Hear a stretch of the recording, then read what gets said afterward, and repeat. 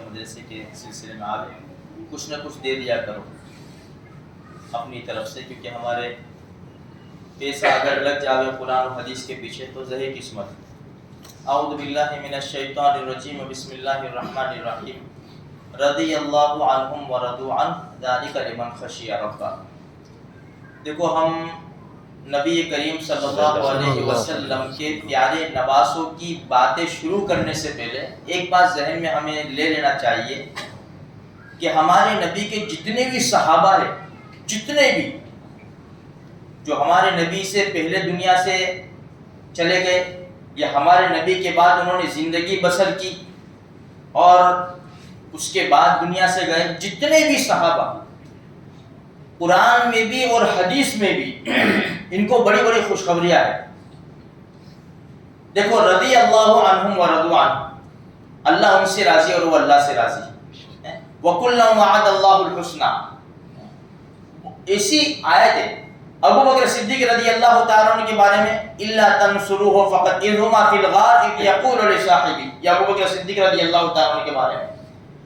اور چند جگہ ایسی ہے قرآن کریم میں کہ حضرت عمر رضی اللہ تعالیٰ عنہ کی جو رائے تھی نا، اللہ نے وہ قرآن بنا کے اتار دیا۔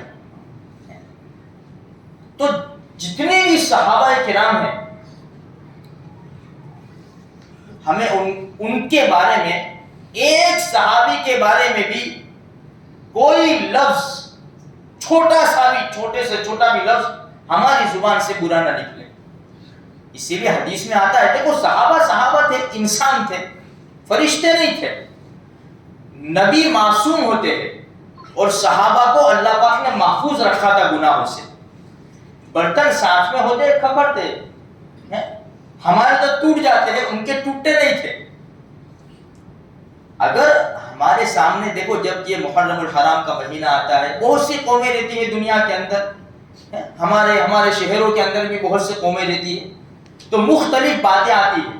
جیسے مثال کے طور پر بھائی کربلا کے میدان میں حضرت حسین رضی اللہ تعالیٰ عنہ کو شہید کیا، تو اقتدار پر کون تھا؟ یزید کے باپ کون تھے؟ ان کے باپ کون تھے؟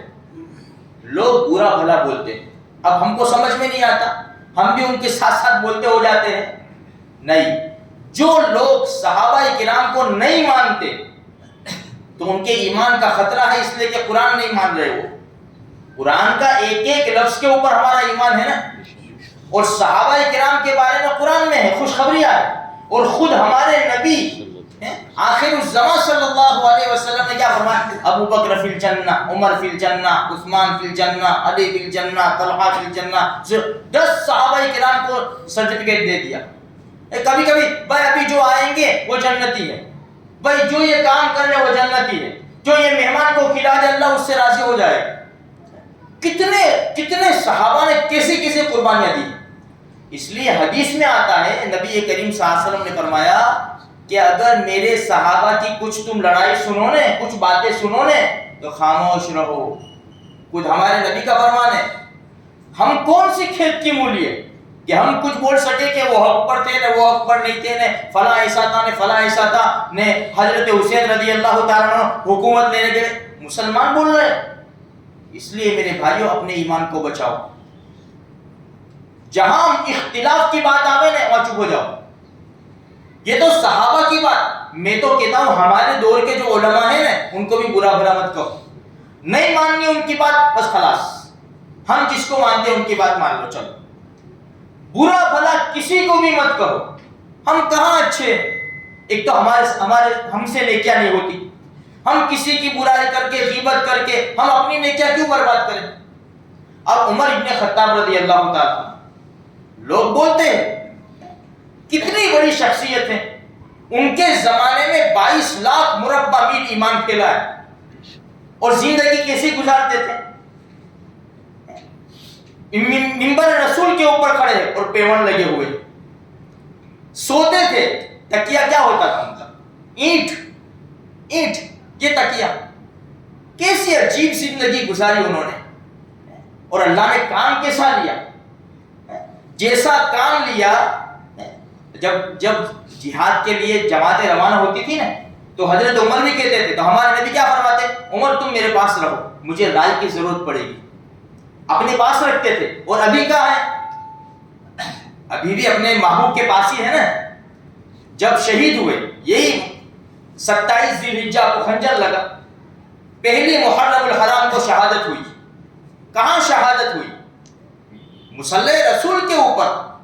مجوسی نے خنجر مارا, گرے, پیچھے ہاتھ ڈالا ہے. عبد الرحمن ابن عوف رضی اللہ تعالیٰ عنہ کا ہاتھ میں آ گیا اور ان کو سیدھا کھینچ کر مصلی کے اوپر, کہ جان جا سکتی ہے لیکن نماز نہیں جا سکتی.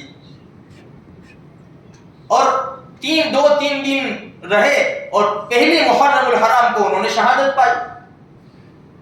جب شہید ہوئے اس سے پہلے اپنے بیٹے کو بلایا, عبداللہ کو. عبداللہ جا امی عائشہ رضی اللہ تعالیٰ عنہ کے پاس جا اور یہ کہ میرے باپ عمر یہاں جگہ چاہتے ہیں اللہ کے رسول کے پاس دفن ہونے کے لیے. تو جب عبداللہ ابن عمر رضی اللہ تعالیٰ عنہ پہنچے تو امی عائشہ رو رہی تھی اور کیا کہا, یہ جگہ تو میں نے اپنے لیے رکھی تھی لیکن میں عمر کو اپنے اوپر ترجیح دیتی ہوں. ٹھیک ہے, اجازت ہے.